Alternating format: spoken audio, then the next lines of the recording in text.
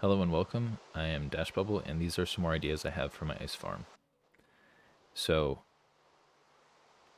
I showed in my last video about my ice farm idea, the idea of a feed tape. So imagine we have a column kind of like this, and it's going that way. So our mining chamber would be down that way. So the question kind of becomes now, how do we get ice into the feed tape? Like we can send it down that way, no problem, but we need to constantly be refilling it with new ice. And I think one strategy we can use is use flying. There's some designs I've seen on YouTube for flying machines that push ice down into a big chunk.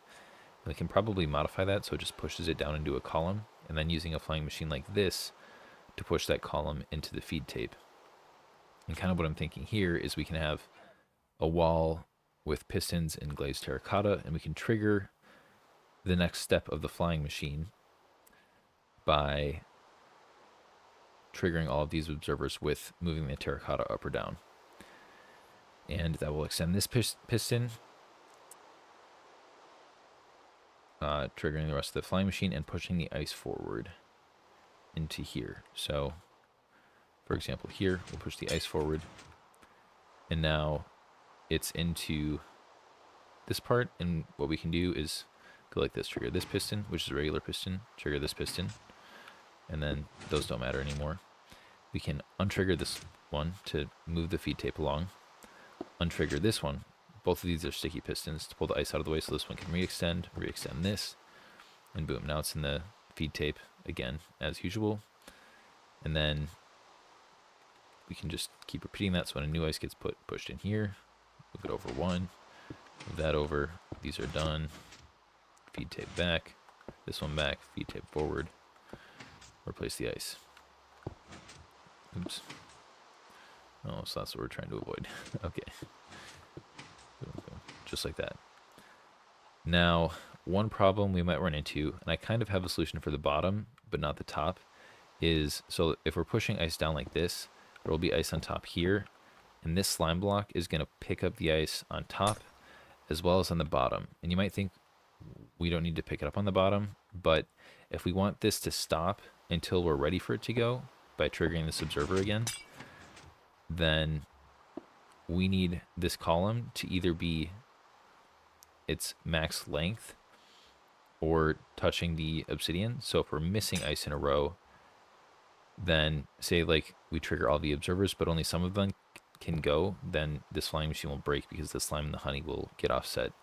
And then the honey will try to pick up the observers above or below, or the slime can do the same thing. So we need somehow to detect that okay, so looking at it this way now, where these are rows and these are columns, we need a way to detect that the column is all the way full.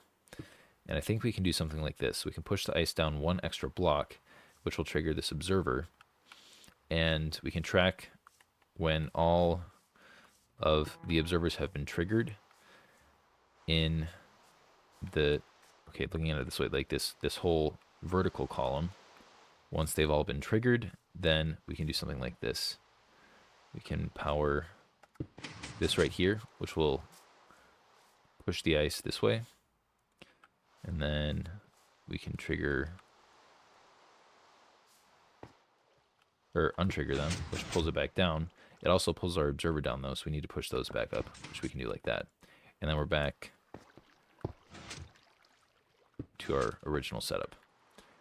And we can use, I have my tick rate set extra high right now, but we can use a sticky piston to pull. Okay, my tick rate might be too high. To pull the ice back, and we can maybe have it melt or something to get rid of it. And if the ice is, even if it's not melted, like if it's just, say, this piece of obsidian right here is ice, this slime block, since it's diagonal, won't pick it up.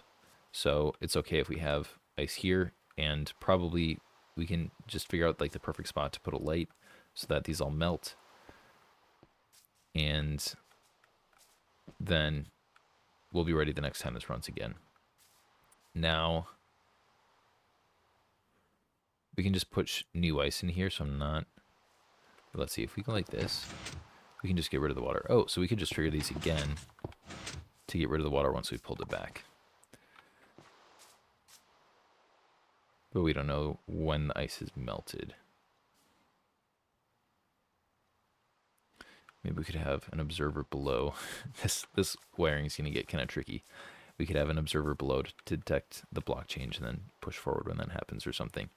I don't know. But even if we can't figure out how to melt it, like if we have... Oops, that's not what I wanted.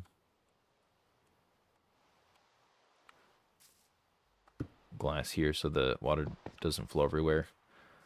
Then it's, you know, we can push into the water and it's fine. So I'm not, or maybe we want it down a block or something.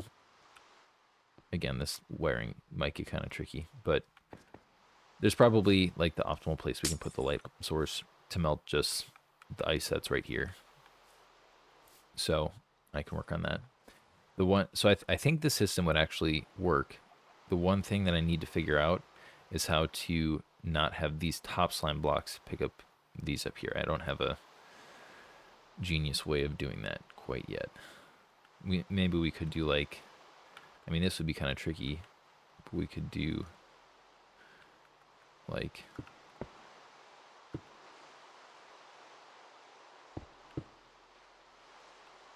if we extend this piston, we need one more, I think. We could like have a double piston extender, extend this one, extend this one, pull back the ice, pull back the ice. Oh. I guess, do we pull back like that, then like that, then like that, then like that? Oh, that's annoying. But then this would be diagonal again. And then once the system has run, before the flying machine pushes down new ice, we send the flying machine back. Once it's all the way back, then we trigger each of these.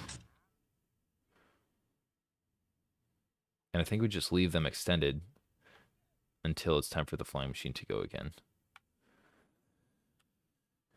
And then when it goes again, we do this whole thing. And then it's diagonal again. And we just have air in this row. Anyway, I know this video was a little bit all over the place, but I just wanted to keep posting my updates. And as I keep developing, I will keep updating you guys. And if you have any suggestions, please leave a comment below. All right, thank you, and I'll see you in the next one.